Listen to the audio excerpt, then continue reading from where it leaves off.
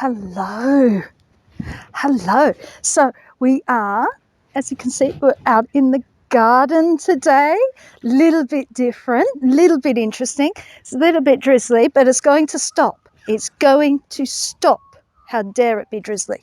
But we are in the garden, but still in France.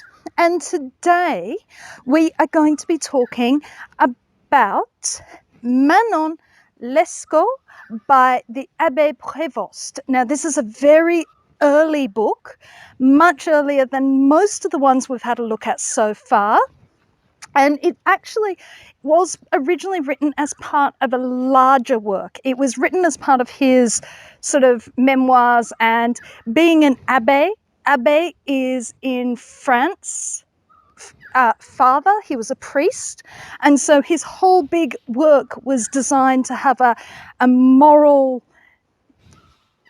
idea behind it, idea of reforming people's morals. Yeah, because that's going to work. Anyway, the story of Manon Lescaut was pretty quickly excised from this larger work because it was so incredibly popular. Again, it was a work like last one of Les Liaisons Dangereuses. It was a scandalous work, a work that shocked people. Nowadays, reading it, we look at it and think, what was so incredibly shocking about this? Because it doesn't look like that much. But back then, very shocking, very scandalous. But the idea of it was to inspire moral transformation. Don't think it really worked quite like that, but, that was his intention. He was a priest after all. So, had to whatever. But it quickly got excised and became a huge hit. This is the first of 3 books that we're going to have a look at that I encountered not first as books, but I encountered them musically. So Manon Lescaut was made into not 1, but 2 operas, and there is a ballet, but I'm not that interested in ballet. I like opera. There is a French opera by Massenet, which is so divine. It's like 3 hours long. So if you're not a big French opera person, probably not the one to start with. And there is an Italian one by Puccini. It was his first big hit. Now that one is much more accessible.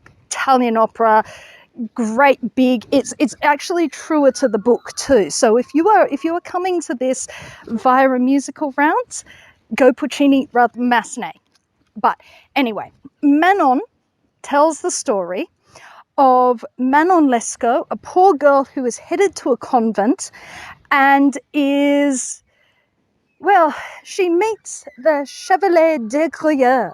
The Chevalier de Gruyere falls in love with her, but while being escorted to the convent by her brother Lescaut is frankly a villain. He is attempting to pimp her to another man, and she runs away with the Chevalier de Gruyere when he hears about his adorable Manon, who he has known for 5 minutes, who he has known for that long, is going to be either a nun or sort of pimped out to this rich man for her brother's benefit, basically. Manon likes jewelry and fine clothes because everybody does. There's nothing terribly... This is seen as a weakness, a great weakness in her, but frankly, who doesn't like jewelry and fine clothes? I mean, really?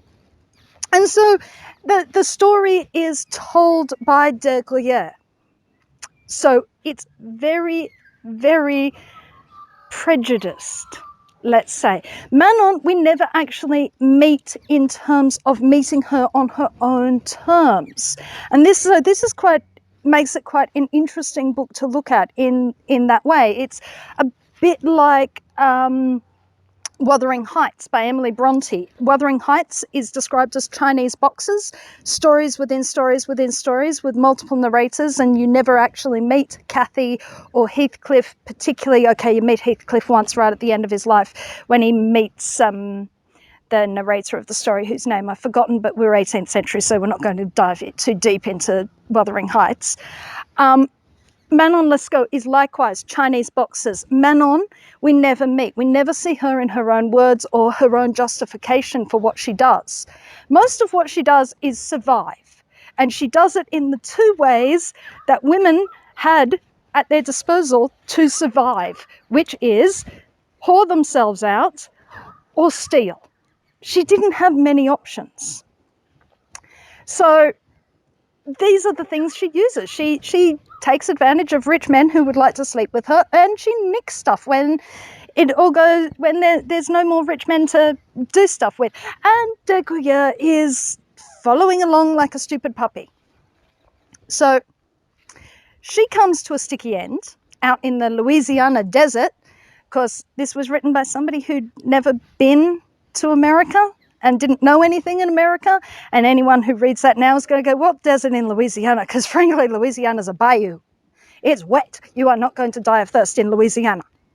You may get killed by Indians in the early 18th century. You might have various other things, but you are not going to die of thirst in Louisiana. Just saying. Anyway, so she's Chinese boxers. We never see her. And I think this gives an interesting thing to modern writers, because we see a lot of fantasy women created. Manon Lescaut is a femme fatale. She is a fantasy woman. We only see the male fantasy version of her. Basically, she is, you know, she was a leggy brunette with medium-sized breasts, because I don't want to say large breasts because that will make me look like really pervy, but I don't want to say small breasts because that will be a turn-off. So I'm going to say medium-sized breasts. Have you noticed how all the bad male narrators who, when they create their female characters, they always give them medium-sized breasts? It's a shocking sort of thing. And they think they're being so clever. They're so not. But she's a fantasy. She is a precursor to all of these, you know, fedora-wearing douchebag fantasy women that really do not deserve to be published. So, she is this. She is never seen. So you need to, as a writer, thinking about that in terms of, if I want to hide someone, how do I hide them? Much like Jay Gatsby is never seen. We hear about him, but it's very hard to get a clear picture of Jay Gatsby. It can be very effective. But if you are the only female character in the book and we never see you, that could be problematic, especially if you are being used as an example of what not to do, immoral women, you know, or fantasy girl. So, spoilers, Manon dies at the end. De Gruyere comes back to Paris or comes back to France and is telling his story. So that is the story of Manon Lescaut. And I hope to see you next time.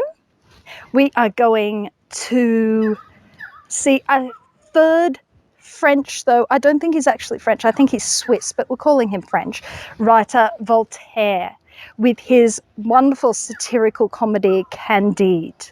So, until we meet again, farewell.